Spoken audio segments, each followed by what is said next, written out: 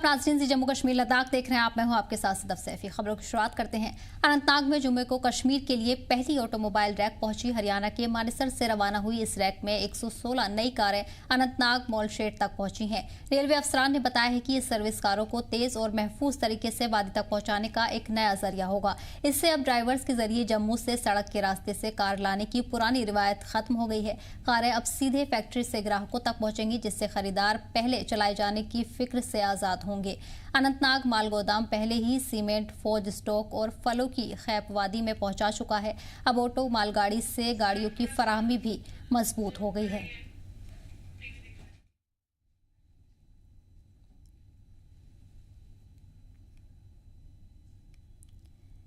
तो वहीं आपको बता दें कि इस रैक में 116 नई कारें अनंतनाग मालशेड तक पहुंचेंगी। रेलवे अफसरान ने बताया है कि इस सर्विस कारों को तेज और महफूज तरीके से वादी तक पहुंचाने का एक नया जरिया है और इससे लोगों को भी राहत होगी।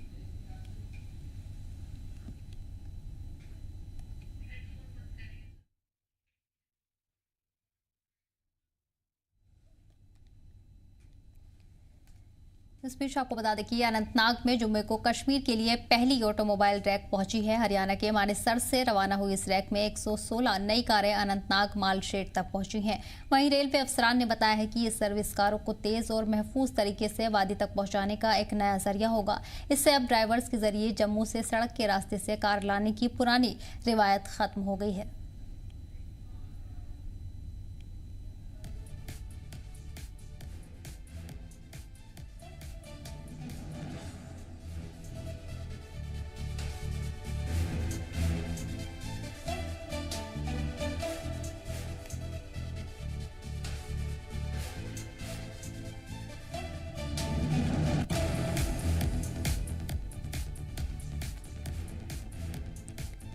इसके साथ ही आपको बता दें कि नई ऑटो मालगाड़ी की शुरुआत हो चुकी है, जिससे कारोबारियों को भी बड़ी राहत होगी। वहीं रेलवे अफसरान ने बताया है कि सर्विस कारों को तेज और महफूज तरीके से वादी तक पहुंचाने का एक नया जरिया होगा। इससे अब ड्राइवर्स के जरिए जम्मू से सड़क के रास्ते से कार लाने की पुरानी रिवायत खत्म हो गई है। कारें अब सीधे फैक्ट्री से ग्राहकों तक पहुंचेंगी, जिससे खरीदार पहले चलाए जाने की फिक्र से भी आजाद होंगे। वहीं अनंतनाग माल गोदाम पहले ही सीमेंट, फौज स्टॉक और फलों की खैप वादी में पहुंचा चुका है। अब ऑटो मालगाड़ी से गाड़ियों की फराहमी भी मजबूत हो गई है। इसी पर खास जानकारी के लिए हमारे नुमाइंदे जुनैद जुड़ गए हैं। जुनैद, फिलहाल क्या आपको तफसीलात मिल रही है? नई मालगाड़ी की शुरुआत की गई है, कितना फायदा होने की उम्मीद जताई जा रही है? देखिए सतफ, ये 21वीं सेंचुरी में एक माइलस्टोन जो है ये माना जाता है, क्योंकि जिस तरीके से हमने देखा कि ट्रेन से जो है काफ़ी ज़्यादा जो है सफ़र बहुत ही ज़्यादा कम हो गया है। और जब से रेल कनेक्टिविटी जो है पूरे देश के साथ कनेक्ट हो गई है, हम वंदे भारत की बात करें या कश्मीर रेल नॉर्दर्न रेलवे की बात करें, जब से कनेक्ट हो गई है तब से लेके हमने देखा कि किस तरीके से जो है मुख्तलिफ सेगमेंट या असाइनमेंट्स जो है ट्रेन ने जो है कश्मीर के लिए लाए हैं। सबसे पहले अगर हम बात करें तो पहले उन्होंने सीमेंट लाया।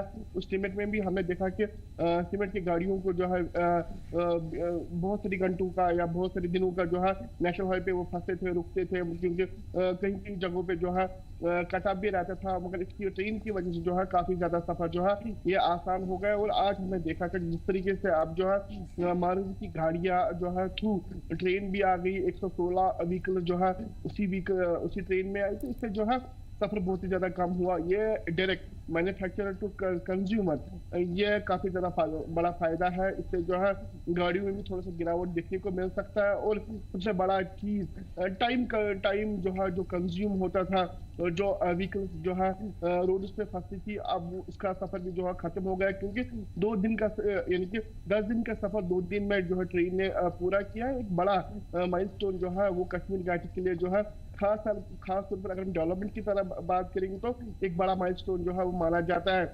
ऐसा आशंका ये लगाया जाता है कि आने वाले समय में और भी व्हीकल्स और भी कंसाइनमेंट जो है इसी ट्रेन से आएंगे, तो इससे जो है नॉर्दर्न रेलवे जो है इसका नाम आएगा, और साथ ही साथ कश्मीर का एक भरोसे के लिए, क्योंकि हमने देखा कि डिफरेंट इन्वायरमेंट यहाँ पर होते हैं। चाहे विंटर्स की बात करें तो विंटर्स में हमने देखा जिस तरीके से जम्मू श्रीनगर नेशनल हाईवे यातायात के लिए बंद किया जाता है या बंद होता है, क्योंकि मुख्तलिफ जगहों पे जो है लैंडस्लाइड वगैरह होते हैं या बर्फबारी बहुत ही ज्यादा होती है या फ्लड जैसे हालात जो है वो पैदा हो जाते हैं। मगर अगर अगर ऐसी सूरत हुई और जिस तरीके से हमने देखा कि इस कंसाइनमेंट में जो ट्रेन कंसाइनमेंट जो है आए आज, उसमें जो 116 के करीब जो है इसमें व्हीकल्स थे, ये एक बड़ा इम्प्रूवमेंट जो है नॉर्दर्न रेलवे के लिए जो है वो माना जाता है। और अगर अगर ऐसे ही रहा, क्योंकि सीमेंट भी आया, अब व्हीकल्स भी आए, तो आने वाले समय में जो है और भी डेवलपमेंट जो है जम्मू कश्मीर के लिए हो सकता है। बिल्कुल।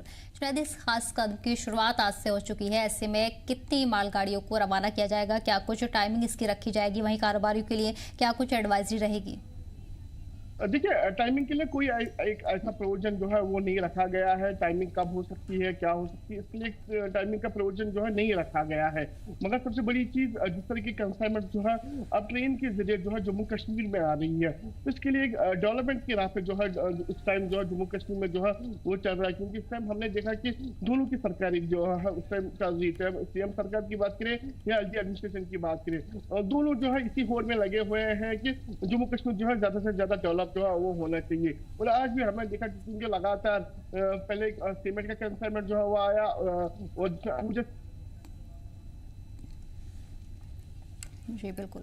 तो इस बीच आपको बता दें कि एक नई शुरुआत की गई है जिससे कारोबारियों को भी बड़े पैमाने पर राहत होगी। साथ ही मालगाड़ी की शुरुआत हो चुकी है, ऐसे में लगातार आगे ये जारी रहेगी। साथ ही साथ जो भी एडवाइजरी है और हिदायत है वो भी जारी कर दी गई है। जुनैद, तमाम जानकारी के लिए बहुत बहुत शुक्रिया। बढ़ेंगे आगे। और वहीं शोपियां जिले में वाक़ ट्रेंज पुल जो 2014 की भयंकर बाढ़ में बह गया था, अब 9 साल के लंबित इंतजार के बाद जल्द ही पूरा होने वाला है। ये पुल शोपियां को पुलवामा जिले के कई इलाकों से जोड़ने वाला एक अकेला रोड था और इसके बंद होने से मकामी लोग और फल कारोबारियों को भारी परेशानियों का सामना करना पड़ा।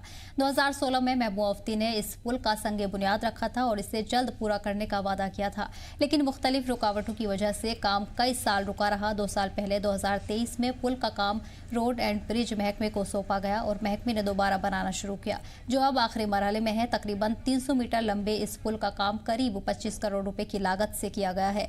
मकामी लोगों का कहना है कि इस पुल के बनने से न सिर्फ रोजगार का सफर, रोजाना का सफर आसान होगा, बल्कि फल कारोबारियों को भी मजबूती मिलेगी। इससे कोल्ड स्टोरेज तक बेहतर पहुंच होगी और बिजनेस एक्टिविटीज भी बढ़ेंगी। मकामी लोगों ने रोड एंड ब्रिज महकमे का शुक्रिया अदा किया और कहा कि सालों की कठिनाइयों के बाद अब ये पुल आवाम को मिलने वाला है। साथ ही उन्होंने सरकार से शोपियां में दीगर डेवलपमेंट प्रोजेक्ट को भी तेजी से पूरा करने की अपील की है।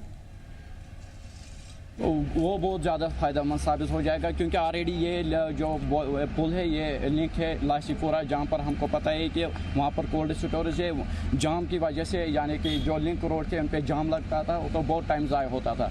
अब अल्हम्दुलिल्लाह वो अब नहीं रहेगा, इससे अब जल्दी हो जाएगी। और ऑलरेडी इसमें शोपियां के कोल्ड स्टोरेज भी, उसके लिए भी ये बहुत फ़ायदेमंद साबित। इसी पर खास जानकारी के लिए हमारे नुमाइंदे जुनैद जुड़ गए हैं। जुनैद, पुल बनकर लगभग तैयार हो गया है, लेकिन कब से इसे आवाम को वक्फ किया जाएगा, कब से रोजाना का जो आना जाना है वो शुरू किया जाएगा?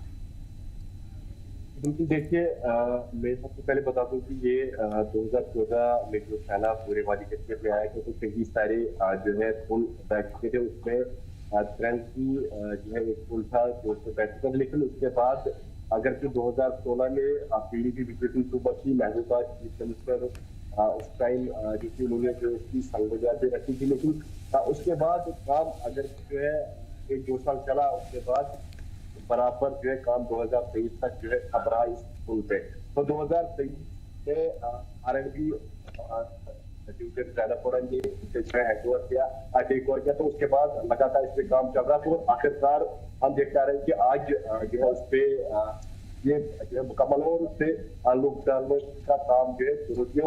और ये अभी बताया जा रहा है कि कुछ दिनों के बाद जो है इनाग्रेशन उसकी बाकायदा तौर पर या तो गवर्नर इंतजामिया के हाथ या फिर चीफ मिनिस्टर उमर के हाथ कुछ दिनों, यानी इसी महीने के आखिरी दिनों में जो है इनाग्रेशन होगी और बाकायदा तौर पर ऑफिशियली तौर पर उसके लिए जो है लोगों को उस पर चलने की इजाजत दी जाएगी। तो ये जिला शोपियां के लिए, न सिर्फ जिला शोपियां के, साउथ कश्मीर के लिए सबसे बड़ी जो है कामयाबी और अगर हम बात करेंगे जिला शोपियान की, तो जिला शोपियान अगर इसके साथ पुलवामा और कुलगाम दोनों तरफ से इससे कनेक्ट होता है, और जिला कुलगाम के जितने भी कारोबारी इदारे हैं, जितने भी मुलाजिम हैं, वो अगर उन्हें पुलवामा श्रीनगर आना होता है तो इसी पुल से होते हैं, और अगर पुलवामा के जो लोग आते हैं तो वो भी इसी पुल से आते हैं। तो हम कहेंगे कि हजारों की इस तादाद में लोग इस पे जो है दिन का सफर करते हैं, और ये काफी ज्यादा अहमियत का हामिल है, और कुछ ही दिनों के बाद तो जो है लोगों में और ट्रैफिक की आवाजाही के लिए छोड़ दिया जाएगा। ये जिला शोपियान के लिए जो राहत की सबब होगी जिला शोपियान के लिए। बिल्कुल। जुनैद, साथ ही भी जानना चाहेंगे खासतौर पर किन किन इलाकों से ये पुल होकर गुजरता है, किन इलाकों के लोगों को बड़ा फायदा मिलने जा रहा है? बिल्कुल, देखिए मैंने पहले बताया कि कुलगाम, शोपियान और पुलवामा 3 डिस्ट्रिक्टों को ये आपस में मिलाने वाला वाहिद पुल है।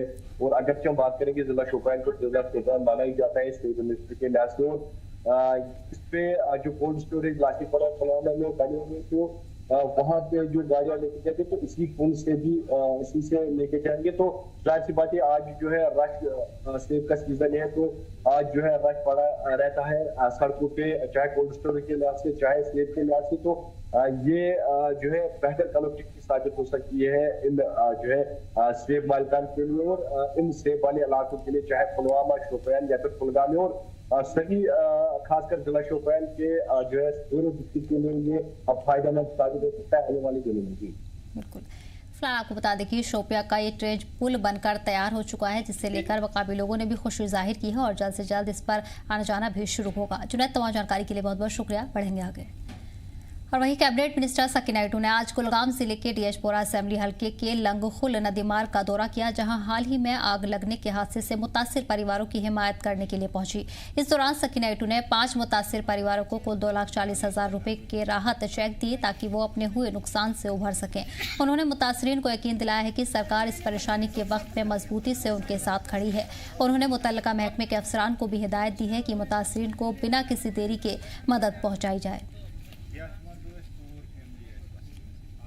गुज़श्ता हफ्ते लंगखुल डीएचपुरा कुलगाम के इलाके में एक आग की वारदात पेश आती है और इस आग की वारदात में जो हैं 5 घरानों के लोग जो हैं वो खुले आसमान तले आते हैं और बाद में जी जम्मू कश्मीर लद्दाख की टीम वहां पर पहुंचती है और उनकी फरियाद जो है ज़िला इंतज़ामिया के साथ साथ मौजूदा सरकार तक उनकी फरियाद जो है पहुंचाने की कोशिश करते हैं। और आपको बता दें कि खबर का असर आप देखें कि काबीना वज़ीर सकीना इटू ने आज वहां पर दौरा किया और इस दौरे के दौरान वो उन लोगों से मिली और साथ ही उन्होंने मौके पर ही उनको 2,40,000 की चेक भी उनको जो है फराहम की है। जी जम्मू कश्मीर लद्दाख के लिए कुलगाम से मैं फयाज जमाल भट्ट।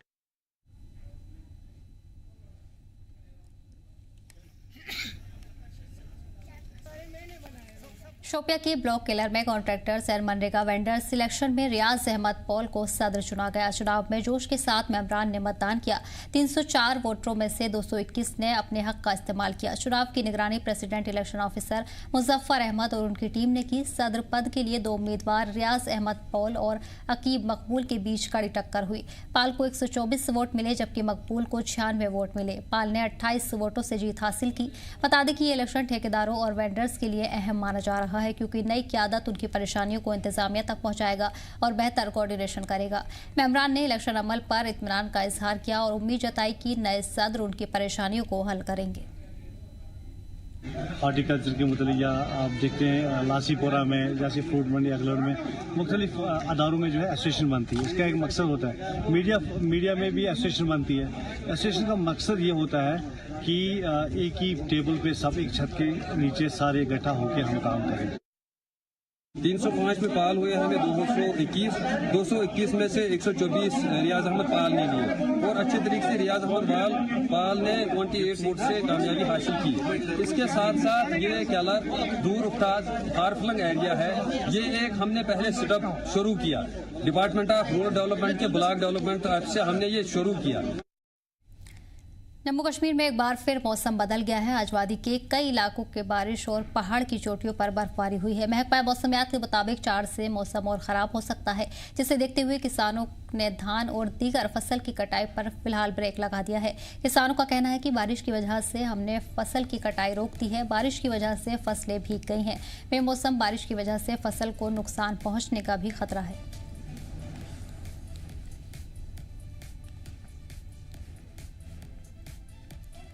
इस बीच आपको बता दें कि महकमा मौसमियात की तरफ से भारी बारिश के इम्कानात जाहिर किए गए हैं, जिसके चलते किसानों के लिए भी हिदायत जारी कर दी गई है। वादी में मौसम एक बार फिर बदला हुआ नजर आ रहा है। साथ ही साथ कई मकामात पर बारिश के इम्कान जाहिर किए गए हैं।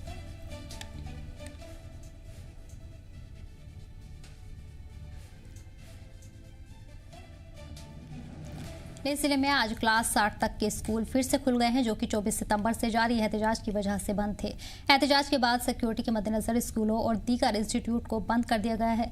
जिला इंतजामिया ने धीरे धीरे नॉर्मल हालात बहाल करने की इजाजत दे दी है, जिसमें पहले दुकानों को खोलने की मंजूरी मिली। उसके बाद स्कूलों और पब्लिक ट्रांसपोर्ट को भी बहाल किया गया। सबसे पहले जुले आप सबको यहाँ आने के लिए।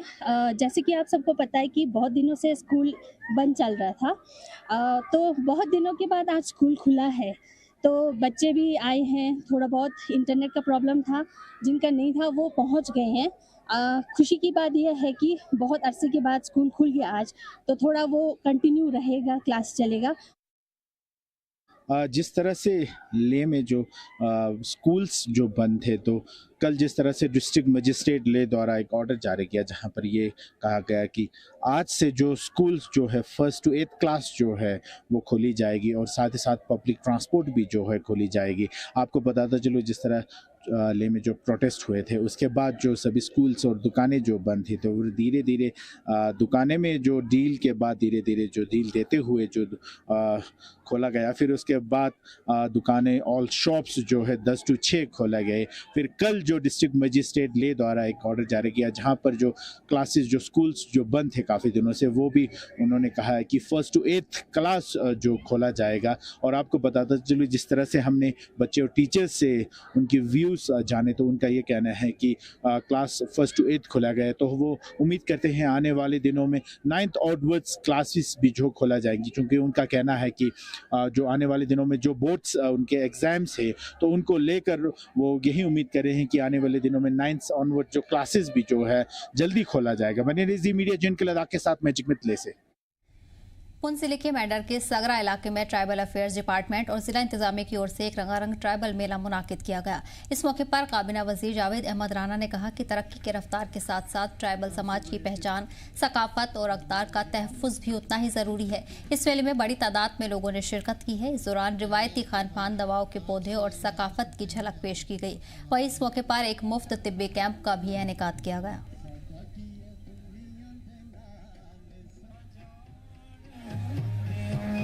मेरा नाम मोहम्मद नसीम है। मैं youth president NC youth president block Mankot से हूँ।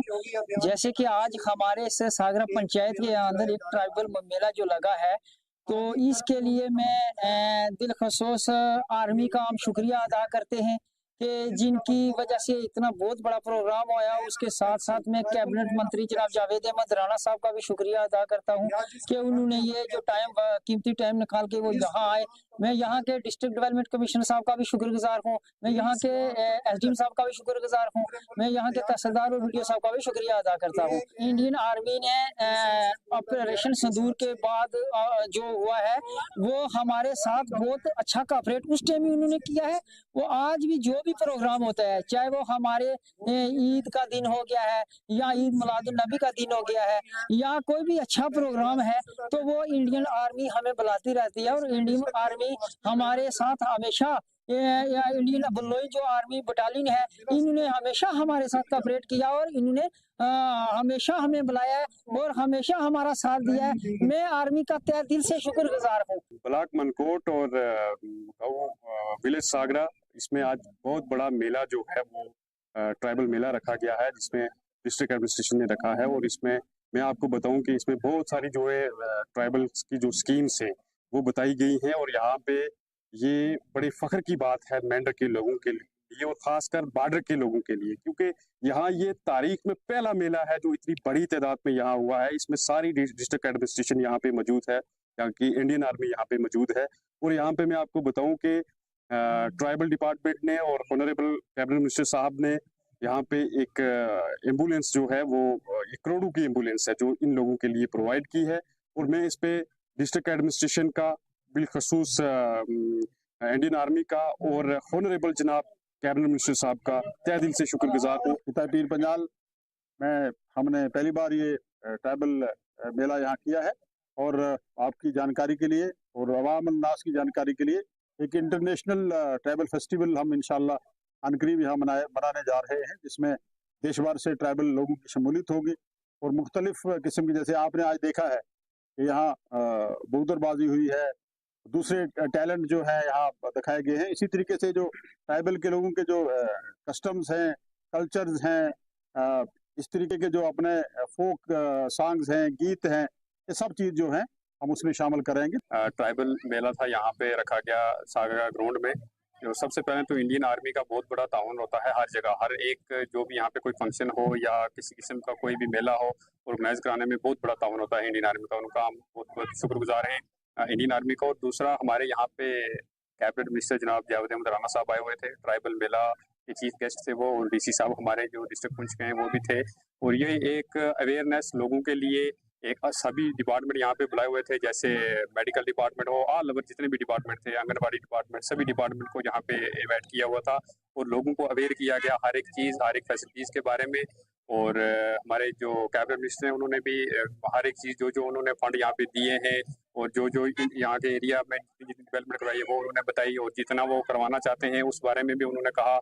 आज यहाँ पे सागरा मैटर में ट्राइबल मेला प्रोग्राम रखा गया, जिसमें हमारे ट्राइबल अफेयर डिपार्टमेंट के मिनिस्टर जावेद राना साहब भी आए हुए थे। और ये मेला हमारे डिस्ट्रिक्ट एडमिनिस्ट्रेशन ने और हमारे 30 पंजाब यूनिट बटालियन की तरफ से प्रोग्राम ऑर्गेनाइज किया गया। 44 में इतना ही।